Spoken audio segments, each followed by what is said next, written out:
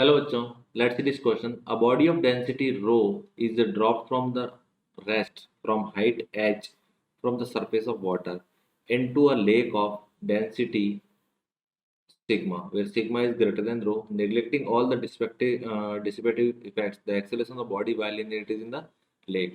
इन्होंने एक बॉडी को पानी के अंदर डाला है और उसका एक्सेलरेशन पूछा है, किसी हाइट एच से डालते हैं तो अपन थोड़ा डायग्राम से समझते हैं कि क्या कंडीशन रही होगी। जैसे हमारे पास में ये लेक है, ये लेक की सरफेस है, ये पानी भरा हुआ है इसके अंदर, ऐसा है ना।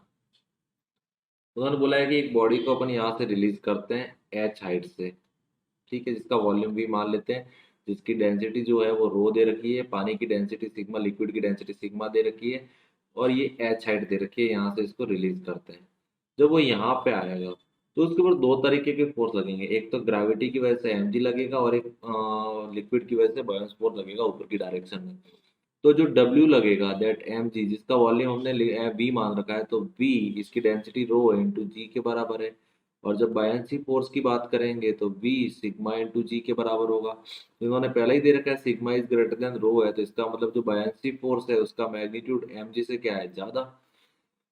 इसको अपन क्या लिखेंगे, अपन F B net driving force is equal to mass into acceleration लिखा जाएगा। तो यहाँ से V sigma g is equal minus, ये माइनस टोटल है ना, ये V rho g is equal to V rho into a आ जाएगा। तो वी से वी तो यहाँ खत्म हो जाएगा, तो sigma upon rho -1 is equal to a आएगा। और ये ए कौन सी डायरेक्शन में, अपर डायरेक्शन में।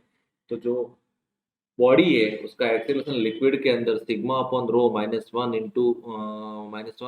Is equal to into g, इसके बराबर होगा। और कौन सी डायरेक्शन में होगा, अपर डायरेक्शन में। Now check the option, sigma upon rho -1 upper direction. So option A is the correct answer. Best of luck.